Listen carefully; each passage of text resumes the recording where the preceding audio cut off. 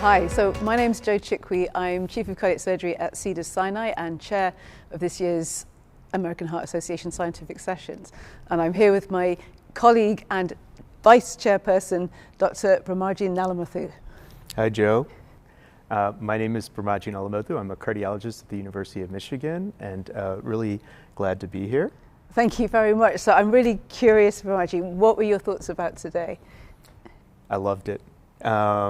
I'll tell you the things that were really wonderful for me. I love the kind of just the inspiration and just energy with the opening session. You did a wonderful job. I'm just going to say it.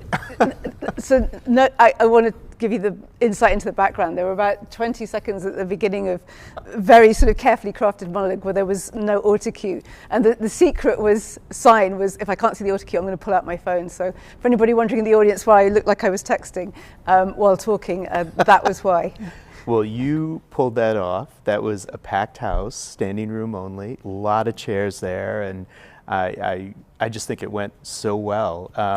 And I love the story about your patient, you know, very inspirational. I think it was a great way to ground the whole meeting. In fact, there was a line you said that's been very meaningful for me, which is you pointed out that almost everyone in that audience, right, in some way or another touches the type of science and clinical care that impacts on the lives of patients like yours. That's a wonderful way of framing it. I'm interested to hear what you thought about our surprise video guest.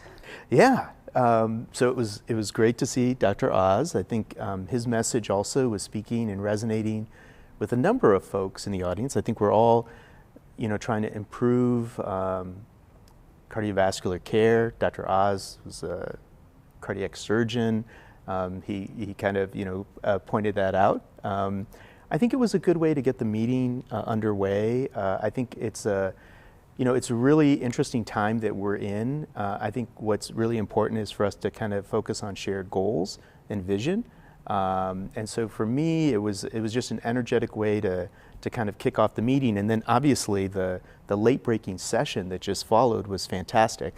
What were your headlines from that? Boy, well, I thought that many of the studies in science were really impactful. I mean, you had everything from, you know, CRISPR-based therapies for, you know, dyslipidemia, which is almost like kind of science fiction. I mean, I grew up in an era where it was just give everybody a statin and walk away, and now we have this multitude of options, everything from, you know, agents that you take every day as a pill to like potential cures. So that was very exciting to see. Obviously, it's very early, and there's a lot of concern about some of these therapies in regards to safety, so we just have to kind of keep working along, but that was important. And then we went all the way to the end with Vesalius CV and kind of got like a round of applause. It was really exciting to see that, and that is something that will change, I think, clinical care even as early as next week. Yeah, and then we had two other late-breaking sessions, one which was much more in the electrophysiology space and one which was a little bit more surgical interventional. Any highlights from those? Yeah, again, you know, the session that was around many of the debates about anticoagulation in the space of, you know, whether they're procedures like closure AF with left atrial appendage occlusion devices. You know, that was a really important, kind of very clinically relevant study. There were, you know, the questions of, you know, using anticoagulation and dual antiplatelet therapy after PCI or after ablation. I mean, what I was really floored by was, you know, just these trials were just so like square in the middle of what we need to know.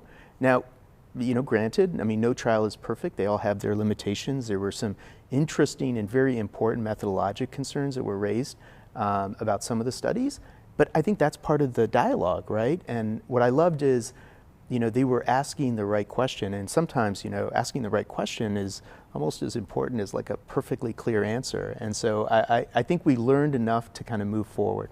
I think every trial that you've mentioned was published in the New England Journal of Medicine, and the manuscripts are available online today, which really is a testament to the quality of all of the science that has surfaced above the 10,000 abstract submissions.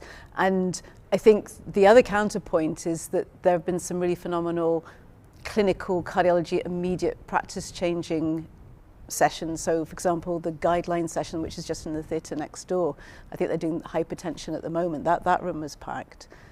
Yeah, no, I think that, we discussed this, right? Like when we got feedback from participants last year, one of the feedbacks was like, make the science more relevant for the day-to-day practitioner. And I think that that's really hit home. I think the message has been there. I think the talks have been geared around this. I think creating some of the attendee journeys so that it's easy for clinicians to kind of understand and find their way around this big meeting and make it feel a little bit more intimate. I think that was the goal, and so far so good.